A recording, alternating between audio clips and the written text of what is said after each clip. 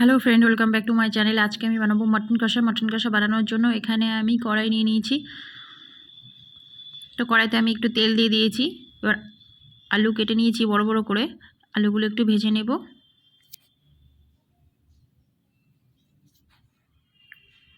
আলুর মধ্যে একটু নুন দিয়ে দিলাম, দিয়ে আলুগুলো উল্টিয়ে পাল্টিয়ে ভেজে নেব।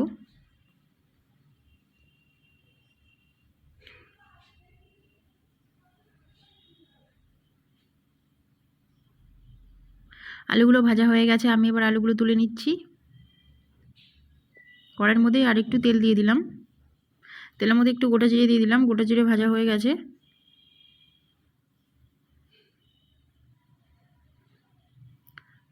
তো এর মধ্যে আমি পেঁয়াজ কুচিগুলো দিয়ে দিচ্ছি। পেঁয়াজ কুচিগুলো ভালো করে ভেজে নেব।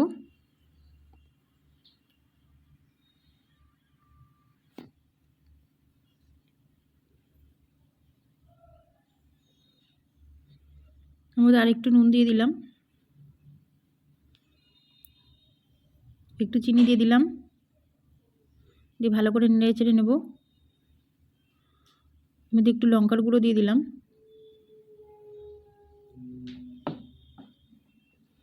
পেঁয়াজটা প্রায় ভাজা হয়ে গেছে।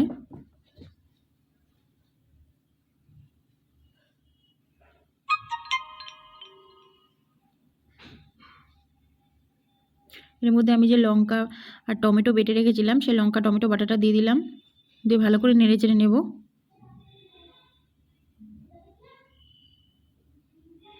এর মধ্যে আমি একটু রসুন বাটা দিয়ে দিলাম,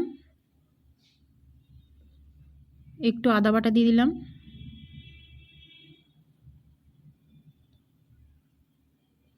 এবার ভালো করে একটু নেড়ে চেড়ে নেব, মশলাটা একটু ভেজে নেব।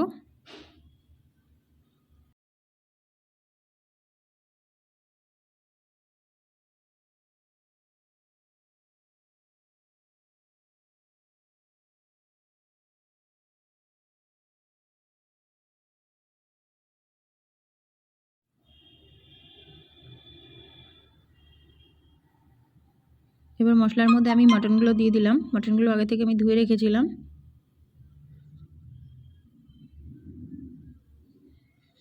এর মধ্যে আমি চই বলে অনেকে, চই যেগুলো, সেই চইটা একটু ছোট ছোট করে কেটে দিয়ে দিলাম। আর গোটা রসুন দিয়ে দিলাম। গোটা রসুন দিলে মাংসর মধ্যে দিলে খুব ভালো লাগে খেতে।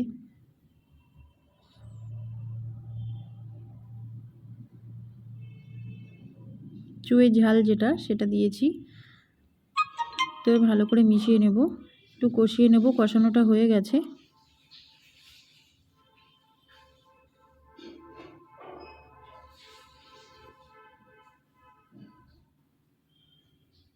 এবারে এদিকে আমি প্রেসার কুকার নিয়ে নিয়েছি। প্রেসার কুকারের মধ্যে এবার মাটন কষাটা দিয়ে দেব।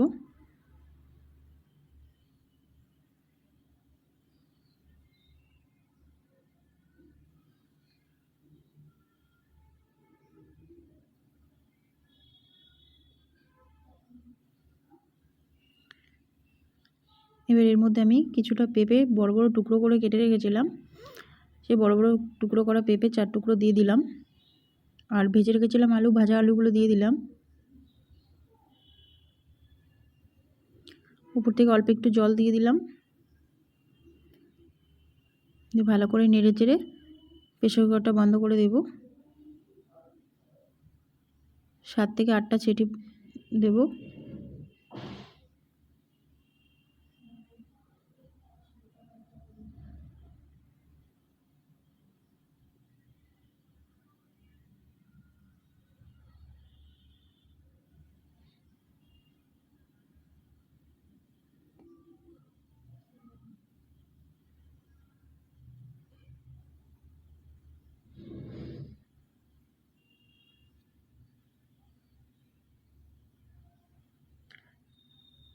তো রান্নাটা হয়ে গেছে।